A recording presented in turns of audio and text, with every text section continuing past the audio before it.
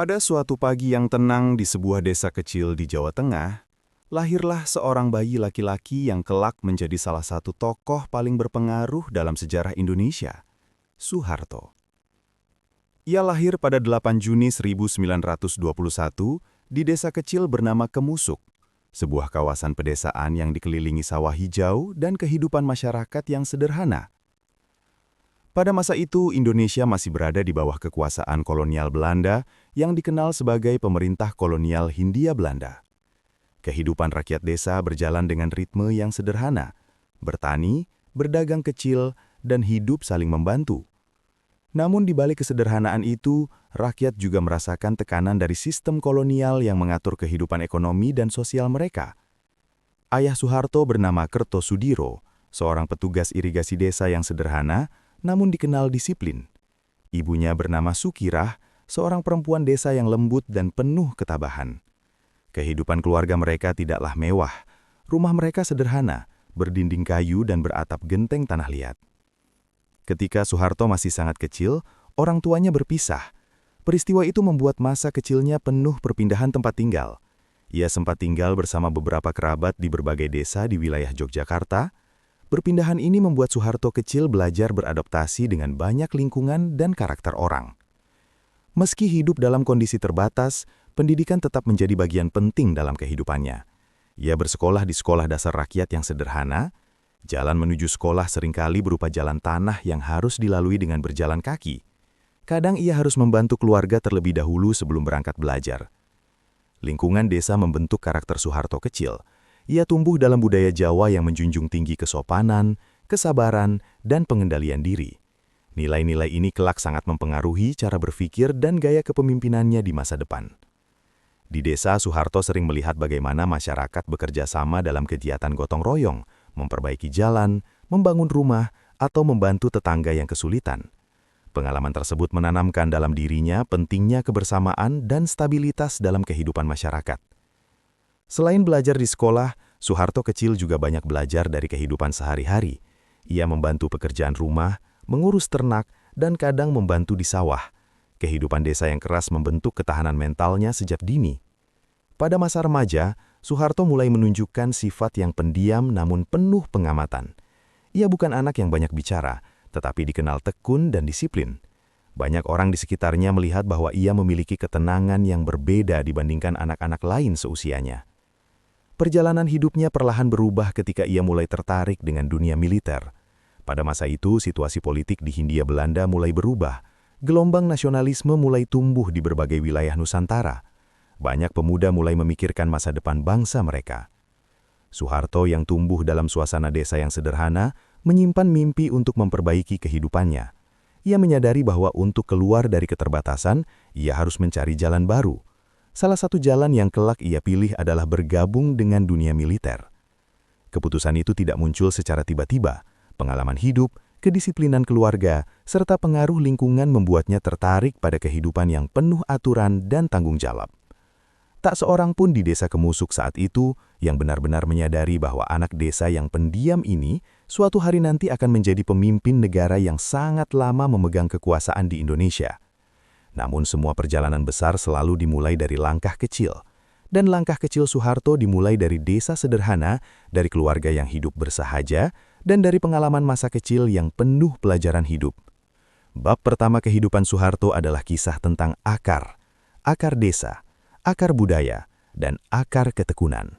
Dari tanah desa inilah, perjalanan panjang seorang tokoh sejarah Indonesia perlahan mulai terbentuk. Memasuki masa remaja, kehidupan Soeharto mulai mengalami perubahan yang perlahan tetapi penting. Setelah melewati masa kecil yang penuh perpindahan tempat tinggal di wilayah Yogyakarta dan sekitarnya, ia tumbuh menjadi seorang pemuda yang dikenal tenang, disiplin, dan tidak banyak bicara. Pada masa itu, kondisi sosial dan politik di Nusantara sedang mengalami perubahan besar. Indonesia masih berada di bawah kekuasaan pemerintah kolonial Hindia Belanda, tetapi semangat nasionalisme mulai tumbuh di berbagai kalangan masyarakat.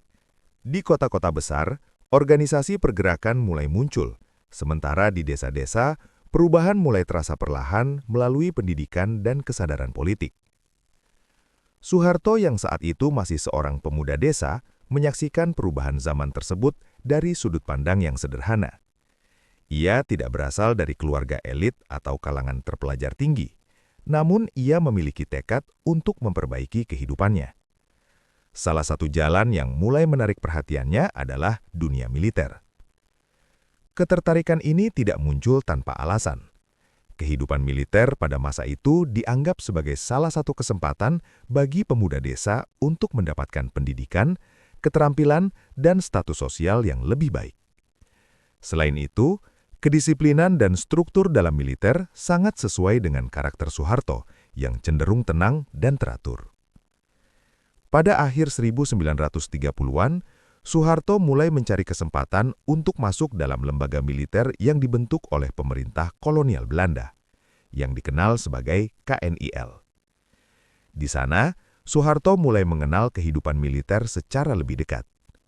Latihan fisik yang keras, disiplin yang ketat, serta aturan yang jelas membentuk mentalnya. Bagi banyak orang, kehidupan militer mungkin terasa berat. Namun bagi Soeharto, lingkungan ini justru memberikan arah yang lebih jelas dalam hidupnya. Latihan demi latihan dijalani dengan kesungguhan. Ia belajar tentang strategi dasar, penggunaan senjata, serta pentingnya kerjasama dalam satu kesatuan.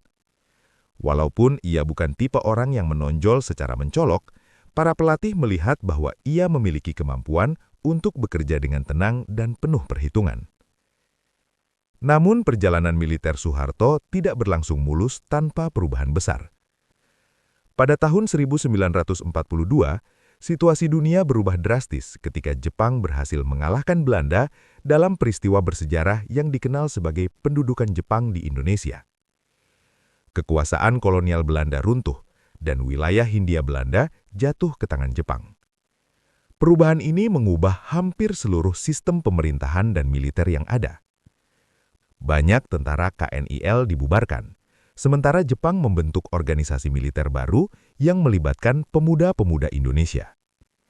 Dalam situasi baru ini, Soeharto bergabung dengan organisasi militer bentukan Jepang yang dikenal sebagai PETA. Organisasi ini dibentuk oleh Jepang untuk membantu pertahanan wilayah mereka. Namun bagi banyak pemuda Indonesia, PETA juga menjadi tempat belajar militer yang kelak berguna dalam perjuangan kemerdekaan. Di PETA, Soeharto mendapatkan pelatihan militer yang lebih intensif. Ia belajar tentang kepemimpinan, strategi lapangan, serta cara mengorganisasi pasukan. Kemampuannya mulai terlihat ketika ia dipercaya memimpin kelompok kecil dalam latihan militer. Meskipun berada di bawah kekuasaan Jepang, banyak pemuda Indonesia yang mulai menumbuhkan harapan akan kemerdekaan. Semangat nasionalisme semakin kuat, terutama menjelang akhir Perang Dunia Kedua. Soeharto yang awalnya hanya seorang pemuda desa, kini mulai memiliki pengalaman militer yang cukup penting. Ia belajar bahwa kekuatan organisasi, kedisiplinan, dan kepemimpinan dapat menentukan arah sebuah perjuangan. Pengalaman di masa pendudukan Jepang menjadi salah satu fondasi penting dalam perjalanan hidupnya. Dari pelatihan militer, ia tidak hanya memperoleh keterampilan tempur, tetapi juga pemahaman tentang bagaimana memimpin orang lain dalam situasi sulit. Tak lama kemudian, sejarah Indonesia memasuki babak baru yang jauh lebih besar. Peristiwa besar yang akan datang tidak hanya mengubah nasib bangsa, tetapi juga akan membuka jalan bagi Soeharto untuk memainkan peran yang jauh lebih penting dalam sejarah Indonesia. Pemuda desa dari Kemusuk itu kini tidak lagi hanya menjadi pengamat zaman tersebut. Ia perlahan mulai menjadi bagian dari arus besar sejarah yang sedang bergerak menuju kemerdekaan. Pertengahan dekada 1940-an menjadi masa yang sangat menentukan bagi perjalanan bangsa Indonesia. Setelah bertahun-tahun berada di bawah kekuasaan kolonial, situasi dunia berubah dengan cepat akibat berakhirnya Perang Dunia II. Kekalahan Jepang membuka peluang besar bagi bangsa Indonesia untuk menentukan nasibnya sendiri. Pada tanggal 17 Agustus 1945, sebuah peristiwa besar terjadi di Jakarta. Dua tokoh nasional, Soekarno dan Muhammad Hatta, membacakan teks proklamasi kemerdekaan Indonesia. Berita tentang kemerdekaan itu menyebar dengan cepat ke berbagai wilayah Nusantara, termasuk ke daerah-daerah di Jawa. Bagi Soeharto yang saat itu memiliki pengalaman militer dari masa pelatihan sebelumnya, peristiwa tersebut menjadi panggilan untuk ikut berjuang mempertahankan kemerdekaan yang baru saja diproklamasikan. Namun, kemerdekaan tidak datang dengan mudah. Setelah Jepang menyerah, Belanda berusaha kembali menguasai wilayah Indonesia dengan dukungan pasukan sekutu. Situasi ini memicu konflik bersenjata antara pejuang Indonesia dan tentara Belanda. Periode ini kemudian dikenal sebagai Revolusi Nasional Indonesia, sebuah masa penuh perjuangan, pengorbanan, dan ketegangan di berbagai daerah. Soeharto yang saat itu masih seorang perwira muda mulai aktif dalam berbagai operasi militer di wilayah Jawa. Ia bergabung dengan pasukan yang kemudian berkembang menjadi bagian dari Tentara Nasional Indonesia yang kelak dikenal sebagai Tentara Nasional Indonesia. Sebagai komandan muda, Soeharto belajar memimpin pasukan dalam situasi yang serba berbatas. Persenjataan para pejuang seringkali tidak sebanding dengan kekuatan militer Belanda yang lebih modern. Namun, semangat mempertahankan kemerdekaan membuat para pejuang tetap bertahan. Di berbagai daerah, pertempuran kecil sering terjadi. Pasukan Indonesia menggunakan taktik gerilya untuk menghadapi tentara Belanda. Mereka bergerak cepat, berpindah dari satu tempat ke tempat lain, memanfaatkan medan alam seperti hutan, desa, dan pegunungan. Dalam situasi seperti ini, kepemimpinan di lapangan menjadi sangat penting. Seorang komandan harus mampu menjaga semangat pasukan sekaligus membuat keputusan cepat dalam kondisi yang tidak menentu. Soeharto dikenal sebagai pemimpin yang tenang dan penuh perhitungan. Ia tidak banyak berbicara, tetapi mampu membaca situasi dengan hati-hati. Gaya kepemimpinan ini membuatnya dihormati oleh para prajurit yang berada di bawah komandonya. Salah satu peristiwa penting dalam masa perjuangan ini terjadi di kota Yogyakarta, yang pada saat itu menjadi pusat pemerintahan Republik Indonesia. Kota tersebut sempat diduduki oleh pasukan Belanda yang berusaha melemahkan pemerintahan Republik. Namun, para pejuang Indonesia tidak tinggal diam. Mereka merencanakan berbagai operasi militer untuk menunjukkan bahwa kekuatan Republik masih ada. Salah satu operasi militer yang terkenal adalah Serangan Umum 1 Maret 1949. Dalam operasi ini, pasukan Indonesia melakukan serangan besar terhadap posisi Belanda di Yogyakarta selama beberapa jam. Serangan tersebut memiliki dampak besar secara politik dan psikologis. Dunia internasional mulai melihat bahwa Republik Indonesia masih memiliki kekuatan militer yang mampu melawan Belanda. Dalam peristiwa ini, Soeharto memainkan peran sebagai salah satu komandan lapangan yang terlibat dalam perencanaan dan pelaksanaan serangan. Operasi tersebut menunjukkan kemampuannya dalam mengorganisasi pasukan serta menjalankan strategi militer yang terkoordinasi. Meskipun pertempuran berlangsung singkat, pesan yang disampaikan sangat kuat. Indonesia tidak menyerah. Perjuangan panjang akhirnya membawa hasil. Setelah bertahun-tahun konflik dan tekanan internasional, Belanda akhirnya mengakui kedaulatan Indonesia pada tahun 1949. Bagi Soeharto, masa revolusi ini menjadi sekolah kehidupan yang sangat penting. Ia belajar tentang strategi perang, kepemimpinan, serta pentingnya stabilitas dalam sebuah negara yang baru merdeka. Pengalaman di medan perjuangan juga membentuk jaringan hubungan dengan banyak perwira militer lain yang kelak menjadi tokoh penting dalam pemerintahan Indonesia. Pemuda desa dari Kemusuk yang dulu hanya menjalani kehidupan sederhana, kini telah berubah menjadi seorang perwira militer yang berpengalaman dalam perang. Namun, perjalanan hidupnya belum mencapai puncak. Di masa depan, perannya dalam sejarah Indonesia akan menjadi jauh lebih besar, bahkan menentukan arah politik negara selama puluhan tahun. Perjuangan kemerdekaan hanyalah awal dari perjalanan panjang seorang Soeharto dalam panggung sejarah Indonesia. Setelah berakhirnya masa Revolusi Nasional Indonesia, Indonesia memasuki fase baru sebagai negara yang merdeka. Namun kemerdekaan tidak serta-merta membawa stabilitas. Negara yang baru lahir ini menghadapi berbagai tantangan, konflik politik, perbedaan ideologi, serta upaya membangun sistem pemerintahan yang kuat. Dalam masa transisi tersebut, militer memainkan peran penting dalam menjaga keamanan negara. Salah satu perwira yang mulai meniti kariernya dengan lebih serius adalah Soeharto.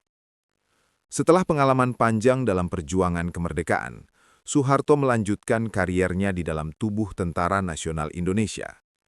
Ia mulai dipercaya untuk memegang berbagai posisi penting dalam struktur militer. Karakter Soeharto yang dikenal tenang, disiplin, dan penuh perhitungan membuatnya dianggap cocok untuk memimpin pasukan dalam berbagai situasi. Ia bukan tipe pemimpin yang sering tampil di depan publik, tetapi ia dikenal mampu mengelola organisasi militer dengan stabil.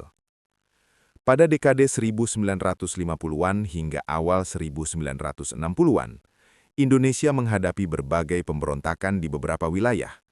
Pemerintah pusat harus bekerja keras menjaga keutuhan negara yang masih muda.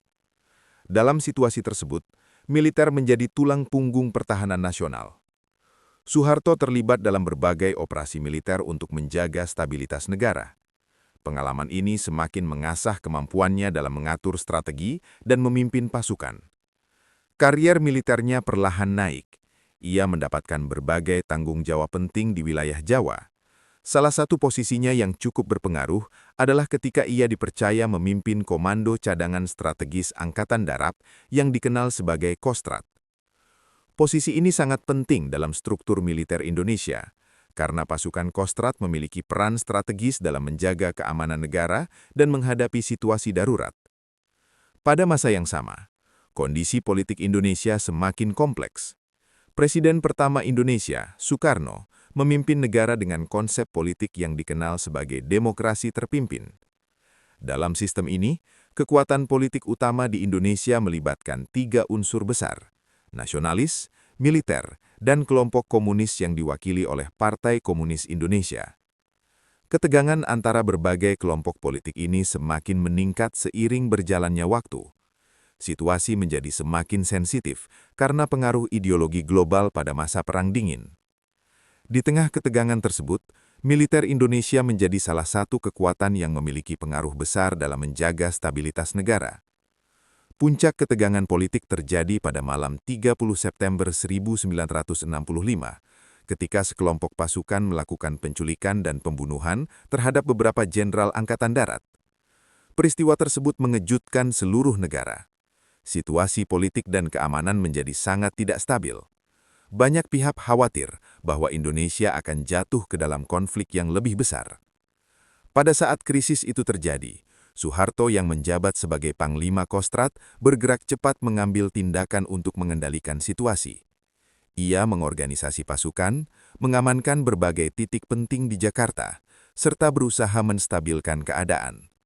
Langkah-langkah yang diambil Soeharto membuatnya semakin dikenal sebagai tokoh militer yang memiliki kemampuan mengendalikan situasi krisis. Setelah peristiwa tersebut, pengaruh politik Soeharto meningkat dengan sangat cepat. Banyak pihak di dalam militer dan pemerintahan mulai melihatnya sebagai figur yang mampu membawa stabilitas bagi negara yang sedang berada dalam ketegangan. Situasi politik Indonesia kemudian memasuki babak baru. Hubungan kekuasaan antara Presiden Soekarno dan militer mulai berubah. Peristiwa-peristiwa yang terjadi setelah tahun 1965 secara perlahan membuka jalan bagi Soeharto untuk mengambil peran yang jauh lebih besar dalam pemerintahan negara. Bagi Soeharto sendiri, masa ini menjadi titik balik terbesar dalam hidupnya.